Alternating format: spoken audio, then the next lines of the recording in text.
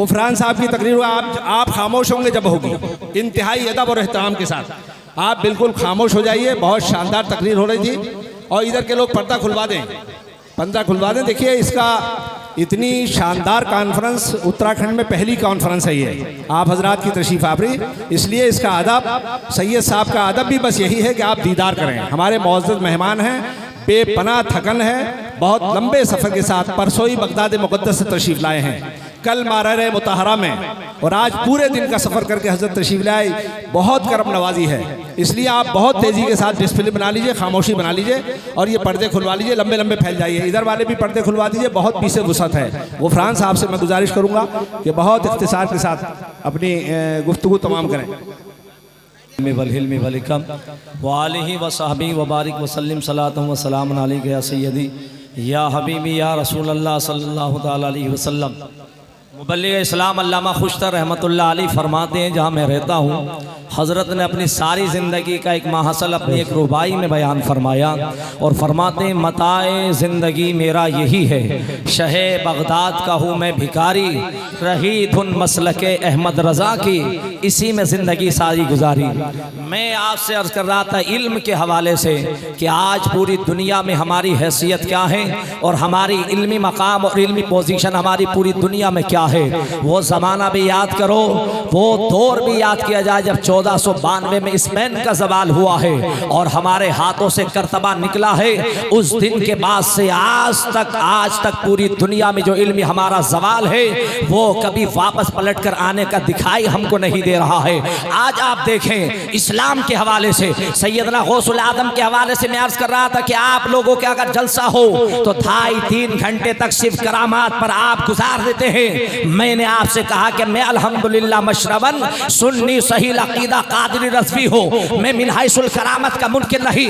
मैं तो ये कहता हूँ कि गौसे आदम रज़ियल्लाहु ताला अन्हु बेशक कसीरुल करामात अल्लाह के वली है, बल्कि मैं उससे बढ़कर एक जुमला कहता हूँ कि जिस तरह से और अंबिया किराम दुनिया में तशरीफ फरमा हुए उनको अल्लाह तबारक व तआला ने गिने चुने मोजज़ात अता फरमाए, लेकिन मेरे आका को भेजा तो मोजज़ात देकर नहीं बल्कि सरापा मोजज़ा बनाकर भेजा है। वो चले तो मोजज़ा, वो उठे तो मोजज़ा, वो बैठे तो मोजज़ा, वो तकल्लुम नवा हो तो मोजज़ा, वो तबस्सुम जा हो तो मोजज़ा, वो सुल्फ़े चेहरे पर लाल पे डालते तो मोजज़ा।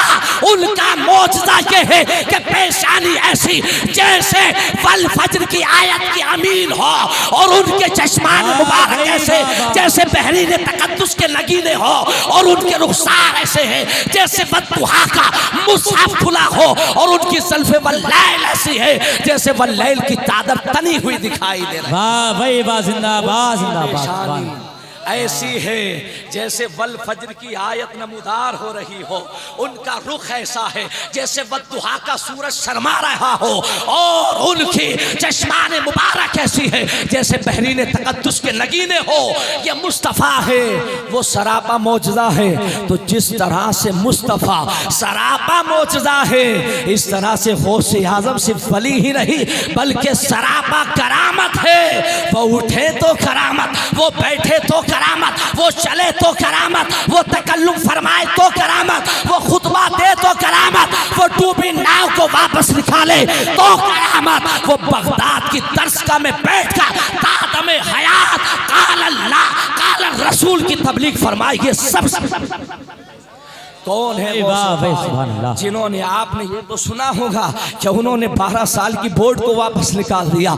आपने ये तो सुना होगा कि हाथ रखा तो मुर्गे की हड्डियों पर मुर्गा जिंदा हो गया। ये भी सुना होगा आपने कि उन्होंने इशारा किया गोद के अंदर औरत बच्ची है, वो देखा तो बच्चा लड़का बन गई। आपने सब कुछ सुना होगा, लेकिन कभी आपने उनका इल्मी जलाल भी देखा है? कभी उनकी इल्मी करामतें भी देखी है? ये गौसे पाक जो 18 साल तक जीलान में इल्म हासिल करते रहे और 18 साल के बाद जब बगदाद का रुख किया है तो इल्म हासिल करने के लिए दरियाए तजला के किनारे 7 साल तक बैठ करके अपने शेख का इंतजार किया है। कब इजाजत मिले, कब शेख की बारगाह में जाओ, कब इजाजत मिले, कब शेख की बारगाह में जाओ। 7 साल तर्जगा दरियाए तजला के किनारे बैठने के बाद शेख हम्माद की बारगाह में मेरा गौस हाजिर हुआ है और उस दर्स का इल्म फज्र में पहुंचा।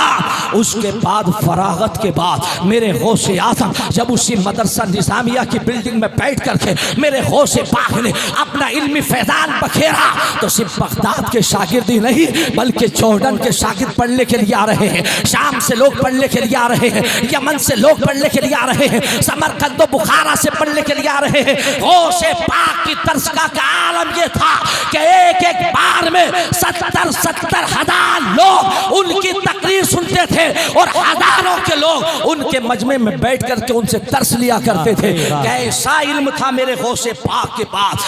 आपने ये जरूर सुना है कि 12 साल की कश्ती को वापस निकाला, लेकिन कभी आपने नहीं सुना कि 6 जिल्दों के अंदर गौसे पाक ने सबसे पहले कुरान की तफसीर लिखी जिसका नाम तफसीर अल जिलानी रखा।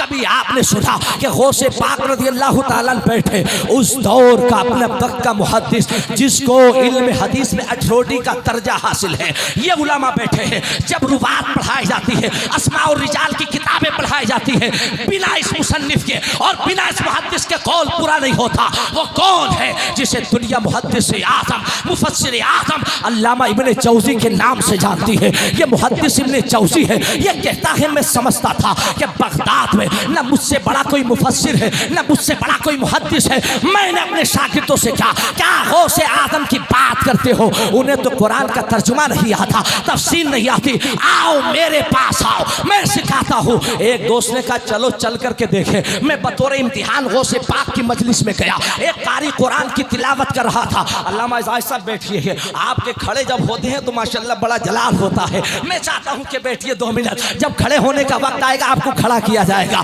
सुनिए क्या है अल्लामा मुहद्दिस जौज़ी फरमाते हैं, मैं अपने साथियों के साथ गया और दरसगाह गौसे आज़म में बैठा। गौसे पाक की बारगाह में एक कारी कुरान की तिलावत कर रहा है। कौन सा कुरान? वो कुरान जो किताब हिकमत भी है, वो कुरान जो किताब मुबीन भी है, वो किताब वो कुरान जो किताब नजात भी है, वो किताब जो हमको हिदायत अता करती है, वो कुरान जिसे सीने से लगाने के बाद कुरूने औला के लोगों ने समझा था तो उन्होंने चांद को भी गिरफ्तार किया था, सूरज की शुआओं को गिरफ्तार किया था, आसमान पर सूरज की शुआओं पर अपनी कमंदों को डाला था, जमीन से जखीरे निकाले थे, समंदर में रास्तों को पैदा किया था। कहाँ से किया था? ये टेक्नोलॉजी कहाँ से आई थी? ये कहाँ से इल्म हासिल हुआ था? तो उन्होंने कहा कुरान से हुआ था। हमने कहा कुरान से कैसे? तो अल्लाह पाक फरमाता है तिबयान लिकुल्लि शै, हमने हर चीज का बयान कुरान में रखा है। हर छोटी चीज का कुरान में बयान, बड़ी चीज का कुरान में बयान, खुश्क व तर का बयान कुरान में है, शम्स व कमर का बयान कुरान में है,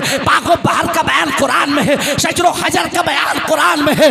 इंसान बल्कि आफाक व अनफुस का बयान कुरान में मौजूद है। आप कुरान पढ़ते जाइए, दुनिया में आगे बढ़ते चले जाइए। वही कुरान की तिलावत दरसगाह गौसे आज़म में कारी कर रहा है। गौसे पाक जब तिलावत खत्म हो गई तो गौसे आज़म फरमाते हैं चलो आज मैं इसी आयत की तफसीर बयान करता हूँ जो कारी ने तिलावत की है। अब गौसे पाक शुरू होते हैं। मुहद्दिस इब्ने जौज़ी कहते हैं मेरा फेस बदला हुआ था, मैं बतौर इम्तिहान गया हुआ था, मैं बैठा।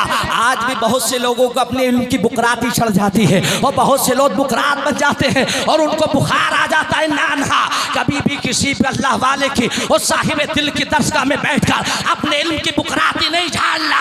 वो अगर नजर डालेगा तो तमाम इल्म सल्ब हो जाएगा, ताला लग जाएगा। या उसकी नजरें कीमिया है कि वो चाहे तो दरवाजे खोल दे, चाहे तो दरवाजे बंद कर दे। शहंशाह बगदाद अपने कसीदा गौसिया में फरमाते हैं अल्लाह की इज्जत की कसम अब्दुल कादिर को रब ने ये पावर दिया है जब तक मैं न चाहूं कोई मेरा नाम नहीं ले सकता है, मैं चाहता हूं तब उसकी जबान पर मेरा नाम। ये शान है भाई।